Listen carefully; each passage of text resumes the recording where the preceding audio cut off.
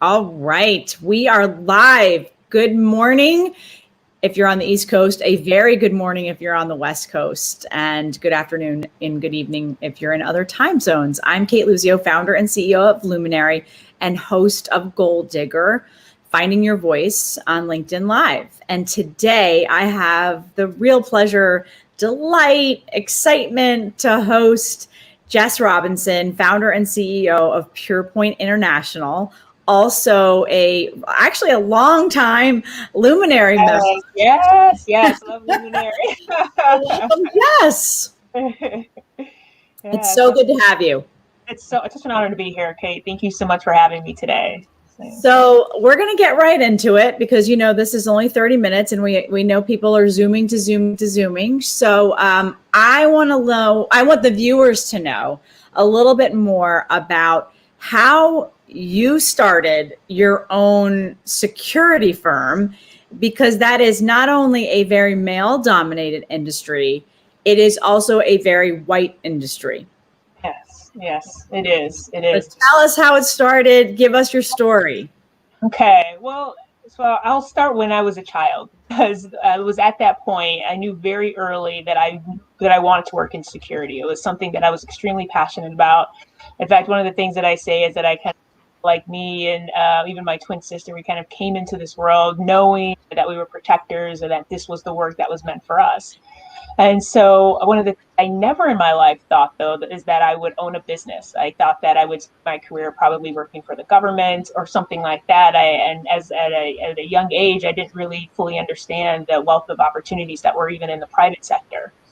And so when I was working for a Fortune 50 company, and I was working with them for nearly 10 years.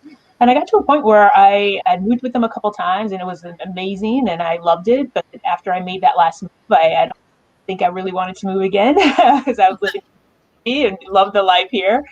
And I also knew that I wanted to do something different. I felt that there had been another calling that was coming in, focused on security, but bringing in a different type of security into the world. One that I would say a feminine approach to security versus a masculine approach. And by that, I mean, masculine can be very directive, can be very, in some ways, militaristic in some cases, where feminine is more of collaborative, more of an allowing of and nurturing and allowing for a situation to unfold. And so, and I wanted to really explore this. And so I took some time and did that, and even took a trip at the time to really dive further into this exploration. And when I did that, I really came to the realization that this was what I wanted to do, I wanted to focus on creating this new kind of aspect or new kind of perspective on security at the intersection of women at the center, and vulnerable communities, really thinking about what it meant to think about security with bringing in from an international perspective, and what it meant to be inclusive in a different way in thinking about security, and as well as, of course, bringing in these practical measures and tools of security. And so, and at the end, what it was really looking at the security from a very holistic perspective. And so, yes, bringing in what's most important into to the broader world today when we think about digital security and physical security, but it's also about emotional security, psychological security, and spiritual security. And what would something like that really look like? And what would it look like in a more traditional setting, like in the workplace, but what could it also look like in communities around the world, where this can support people in living what I would call a more consciously secure life. And so, and that became this journey that then turned into PurePoint International and our brand Consciously Secure Living. And it's been 8 years since we've incorporated the business, and really 6 years going full time, and really driving these values in the world of humanism, security, leadership, partnership, and love. Okay, so we're going to unpack a bunch of this. I'm going to go all the way back to something you said. And I know, because I've known you now for a little while, since you've been part of us at Luminary. Your sister is in law enforcement. You're in security. You said something when you were introducing yourself about you knew you wanted to be a protector. women often get this, we're nurturers, we're fixers. You use the word protector. What does that mean? What does that mean in the real world, like protector? For me, it means fully stepping. What I'll say is that to me, it truly means fully stepping into our feminine essence. Because at the core, as feminine, men are protectors, or the masculines are protectors, but women are protectors. We are very protective of our communities. We are protective of our family. We are protective of those that our mothers are very protective of their children. And so for me, I really saw this as a way of thinking about how do we protect communities? How do we create spaces where people can feel safer? How do we create online spaces and physical spaces where women feel safer? And I think it's, and in many cases where also people of color feel safer. And what does it mean to be able to do that? And so it's bringing in this different lens that really allows for this. And so for me, what I knew as a young person was that this was for me, without a doubt, and bringing in these different aspects. So it was very much for me, a calling to really think about and really explore what this meant for me. And it was really through these years, really now decades, where it's been this slow revealing of what this really means for me. And of course, it's different for everyone who may have also feel like that they wanted to do this work. But for me, it was very much a revealing of what it means to really think differently about how we can create safe spaces, um, physically and digitally, for women, emotionally, psychologically, spiritually, digitally, and I would also say socially. Yeah. So you've had the business, like you said, 8 years. I mean, that's tremendous, right? That's a huge congratulations. And it's six full time. You've got staff. You're actually the number one security company for women owned and women led businesses globally. How have the men felt about you? I've got a few different responses, I would say. When I talk about this approach, of course, I get a lot of questions from men. But then when I start to break it down, they say that they can understand, and then they can see it. And then some of them will even say, "Well, I have those qualities too." And I always say that's wonderful, because it is, I think, having and being able to kind of walk the middle way and to be able to carry both of these perspectives, I do think is very important. And I would say, when I first started, I would say there were men that, in some cases were kind of harsh. Even when I started initially with our signature service, which is a virtual chief information security officer as a service. When I started that 5, 6 years ago, people weren't offering that service at the time. So now it's everywhere. I mean, you have the big four, you have all these other, huge companies offering it. But at the time when I was offering it, people weren't even offering that.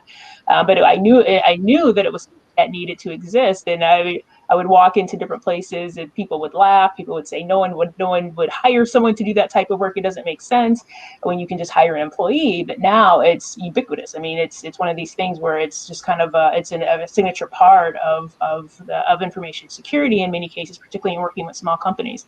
And so I think but this is all part of having a different approach. It's all part of having a different perspective and being able to kind of see what's needed for the future. And so it's definitely been challenging at different times, particularly as a woman, whether you're coming in and it's always feeling the need that once you're in a room with people that you now need to prove that you deserve to be there. So prove your knowledge, prove through your experience.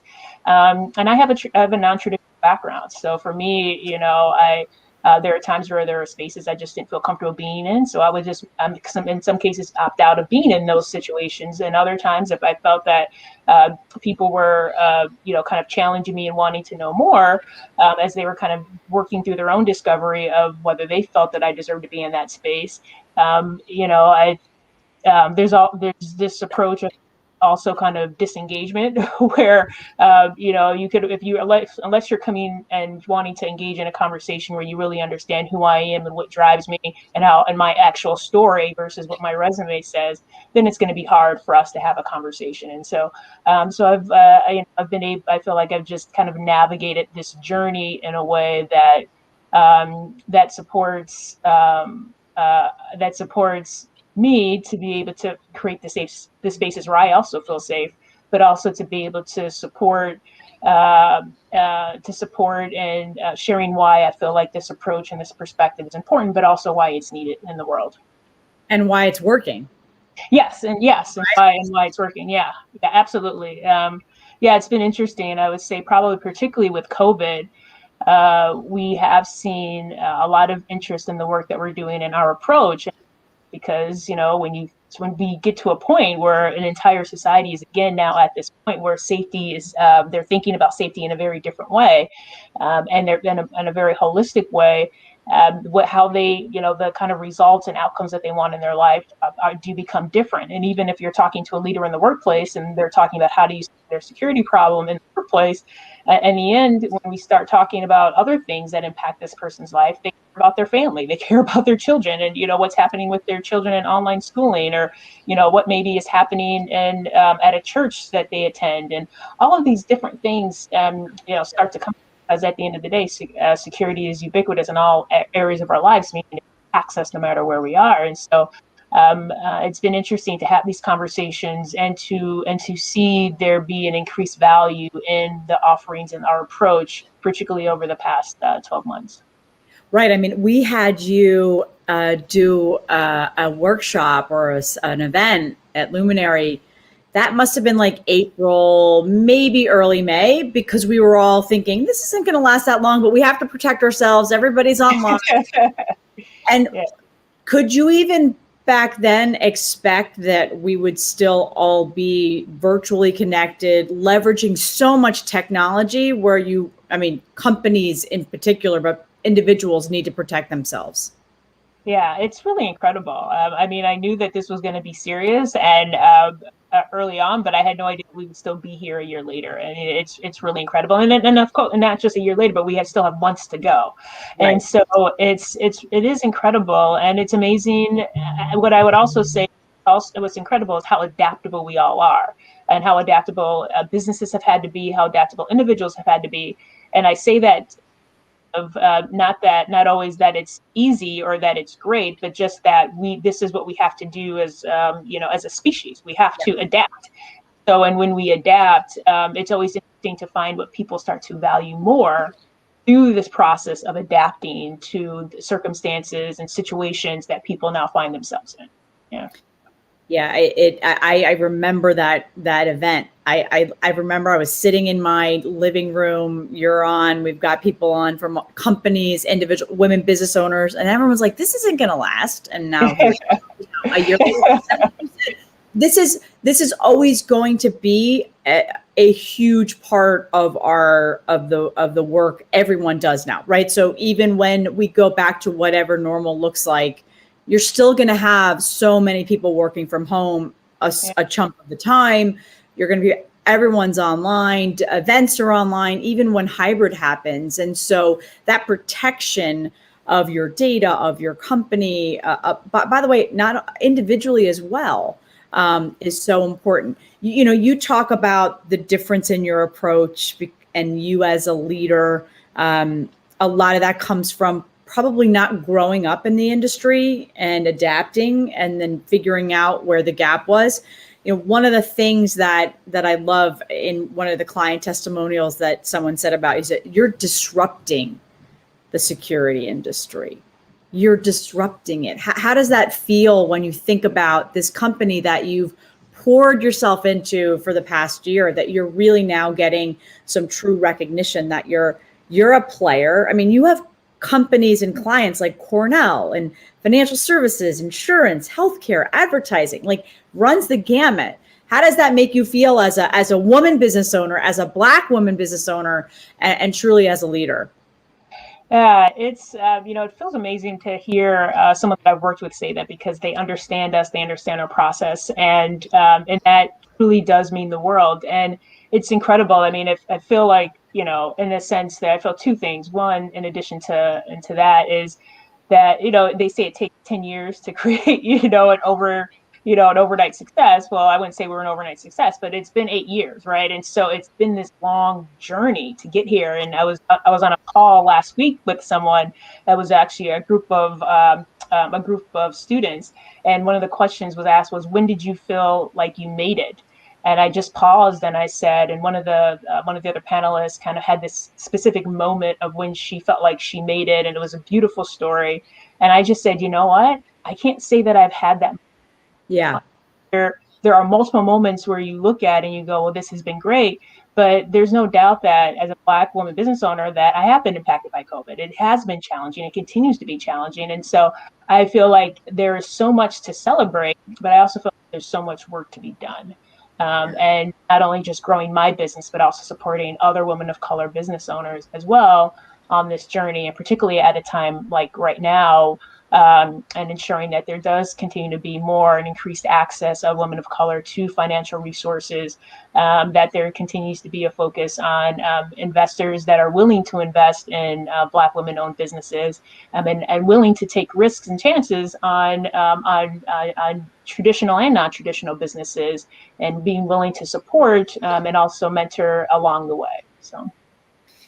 That question is a tough question. When did you feel like you made it? I remember in when I was a longtime banker, I thought when I hit the managing director, because that's what we all aspire to in banking, or a lot of us, and I hit it, and I was like, great. One day I felt good, and then I was like, wait, now I have the harder work has to happen, right? And in a business, now I'm a business owner, you're a business owner. Every day it's a different challenge, a different opportunity, and you're constantly growing, right? And this last year for so many of us, and business owners, teachers, moms, women in the workforce, obviously have felt this.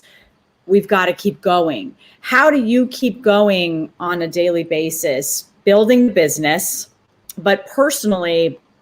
You just talked about it. It's harder as a Black woman business owner. How do you keep going, Jess? Oh, well, I feel very thankful that I just have incredible people in my life. So I have groups of women that I spend time with that truly support me, or I can sit down and just kind of share what I want to celebrate, or also just share what really challenged me that week.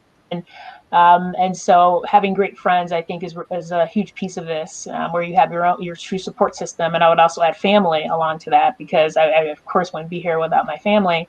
But I've also really have developed different, I don't know if rituals is the right word, but different routines that really support me and just remaining grounded throughout the day and throughout challenging times like COVID. And so I meditate in the morning, and I meditate throughout the day if I feel like I need to do that.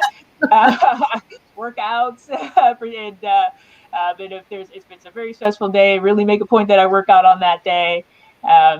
Make sure that I am sleeping enough and trying to rest as much as I can. I've learned that particularly in this type of work, you do want to have a sharp mind. At any point you can be called, you can receive a phone call about something urgent that's going on. And so I've learned to really make sure that that I'm doing as much as I can to rest, and when I really feel like I need to.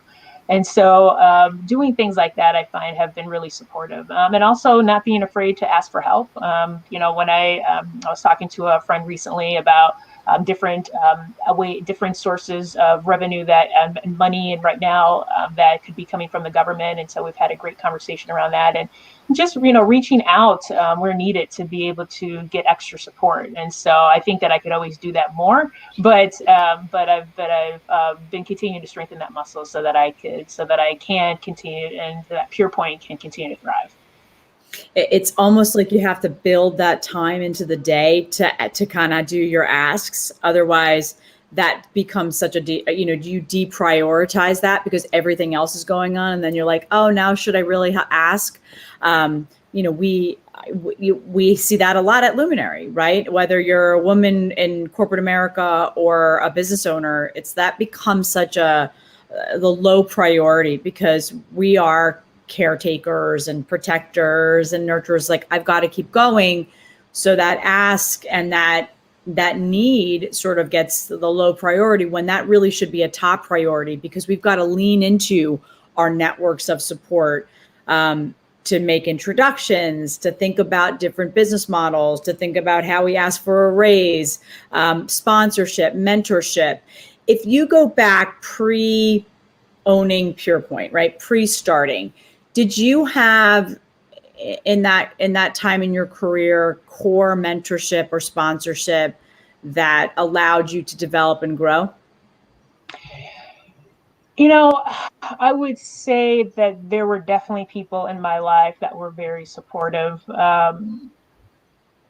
and and also very influential to me for how I lead today. Yeah. And there are also people where I didn't have support, of course, and so I learned a lot From from them. them. But to focus on the people that were supportive, yes, I did have that, and I felt very, very grateful throughout my career when I worked in the corporate world for those individuals that did support me, that did take the time, that weren't afraid to engage in conversations on race with me, that literally would say to me, "I see you," and particularly would do it during the hardest times. And it's those individuals that have that courage, that are willing to be vulnerable, that are willing to spend time and also uh, and also be willing to learn about my own experience as a Black woman, that I find were the most impactful for me. And so I think that to see more leaders that are willing to do that, I think is incredibly important.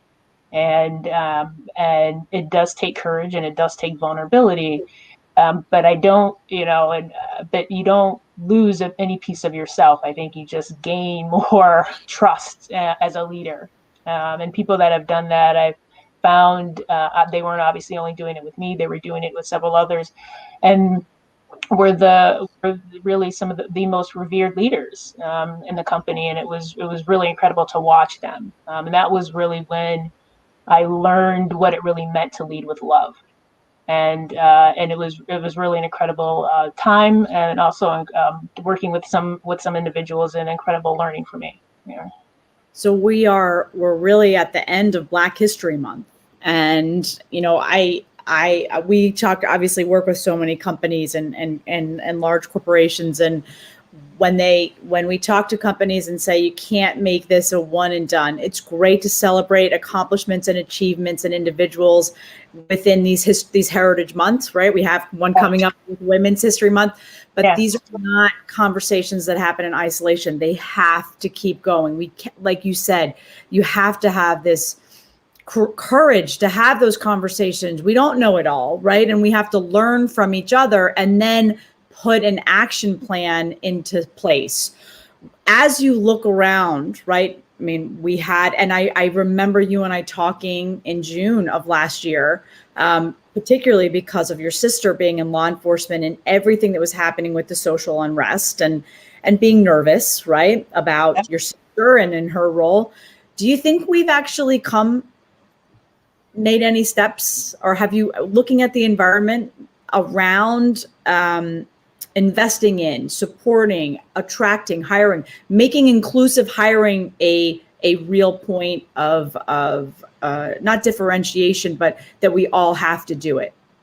Yeah, I think that the conversation has definitely changed in the wake of the George Floyd murder. And no doubt, I think that what we are starting to see in this national conversation are companies that are starting to make changes. And I would also started to see is money being diverted to Black-owned or Black-led nonprofits. We've started to see more support for Black-owned businesses, Black voices in different arenas, ensuring that there is recognition. The key in the here is for it to continue. So it's not in the media anymore, but we have to continue this conversation. And where I am seeing is that has started to stop.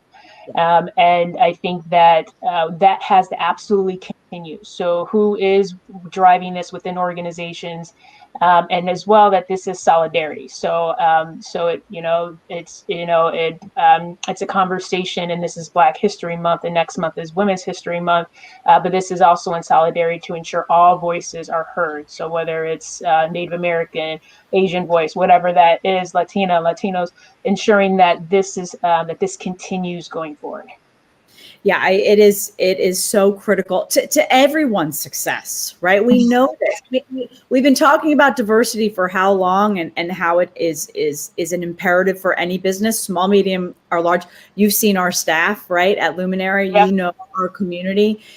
We are super intentional about it, and how we work with and support all communities. You've also got the She Session going on, right? More than 5 million women out of the workforce. The majority of those Black and brown women, right? Yeah. And how do we, as a society, as a country, as businesses, as government, get these women back into the workforce, or at least provide ongoing access to education and resources? Is there anything that you, again, in your field, in your industry, you're seeing companies doing, or that you would like to see companies do in order to support these women that have been so severely impacted? And oh, by the way, more than 30% of women-owned businesses have shut down. 42% of those are Black women-owned businesses. These are staggering statistics. We have to change. Yeah, absolutely. Absolutely, Cate. Within the information security and cybersecurity industry, what I would say is there's been large conversations going on around how do we bring talent, particularly talent of color, women of color, into this industry in a way that, can drop this barrier of having a specific degree or having a certain type of experience. How can we bring them in, and how can we reimagine what this could look like? So what would it mean to bring back an apprenticeship, or have someone come in and have a paid internship? If they clearly have had work experience for 10 or 20 years, how can they come in and learn on the job? How can people go into a boot camp and then know that they could have an opportunity for a job after that? How can they have, if they attend a boot camp, that they have an opportunity to attend, on a scholarship, and Right. so, or something like that. And so it's very, very important. And I think that we are seeing this, and I can definitely tell you that these conversations are happening, but it needs to be more. And I think that when we look at it from a larger industry perspective, it's also corporations, as well as universities, as well as all of these alternative forms of learning that are taking place today, that have to be thinking differently about how people learn. And I feel like I'm an example of that. I mean, I started off with a computer science degree, or I started off as a computer science major, but I ended up not getting a degree, and part of that was because of imposter syndrome as a Black woman. When I walked into my computer science class, I didn't see anyone who looked like me, and I thought that maybe this wasn't for me. And then when I went to tutoring, the guy said, "Well, if you're struggling with this, maybe it isn't for you." I literally was like, "Oh, okay." And so, how can we ensure that, people, when people go into it and try a new experience, that they don't have something like that happen where they feel like they don't belong? But how can we create these new experiences where people can and feel comfortable and feel safe trying and learning something new? And I think there's so much opportunity for people to change industries and come into cybersecurity and information security right now. And so we just need more companies to be open to looking at different types of talent in different ways. I think that's so important. I mean, we talk, and you've seen this course that we teach at Luminary, reframe your story, to, craft your professional story. So much of this is about reimagining too, right? So companies need to reimagine that we have diversified skill sets. How can those be, we utilize those, but also women in particular, how do we reframe those skills, right? I was a banker for 20 years. Why am I now a business owner? I had a lot of transferable skill sets. You had a lot of transferable skill sets that allowed you to build this business, do what you're doing, and now become a leader in this sector, in this space. And hopefully those that are younger and below us are saying, I can be Jess, right? I can not only be Jess, I can build a business, or I can go work for a big company in this type of role, and I don't need to have every single one of these skills, but I can build those. Mm-hmm. And so much of that is around developing and investing in our talent, right? And saying, you may not be doing that today, but we'll get you there. Yeah. Absolutely. And it is on the company to really focus on building these pipelines of talent, to bring in people that they can mold, that are willing to learn, and that want to work with them, or individuals that, that have the opportunity to transition to different roles within an organization, or to different companies within an industry, or outside of an industry. There really does be a complete reimagining, also because the world is just, it's changing so much. I mean, so many of the large companies that exist today, will exist in different forms in the future. And I think that the world is going to look so different even in 2030, with the advances of technology, and even 2040. And we have to ensure that we have a workforce that is skilled enough to be prepared to work 10, 20, 30 years from now. And we have to do that today. Right. We have to lay that groundwork today. As we're sort of rounding out the end of the session, you talked about, I'll kind of finish it with, you talked about imposter syndrome. So we hear this so much. We've all had it in our lives, in our careers. You've clearly overcome that. So can you give any advice after you walked into that room? You didn't see anyone that looked like you. That professor said, well, maybe it's not for you.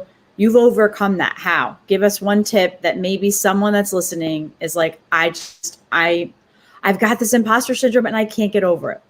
Yeah. So it was the tutor that I went to that said that. Sorry. Yeah, no, it's okay. Yeah, just wanted to share. What I would say is, it is this continual building of your own self-confidence and your own belief in yourself. And it was something that really took years. And I think that it's something that, particularly when you want to do something and you feel like like this is part of your mission or your purpose, and you're like, this is part of what I'm meant to do here, then that also, I think, very much fuels, the belief that you have in yourself or what you're doing, particularly if it is different and other people don't necessarily see things the way that you do. But maybe that's why also that you're doing it the way that's happened, or why your journey has been the way that it has been. And so I just find that it is just this constant belief in yourself, and also, and constant self-love.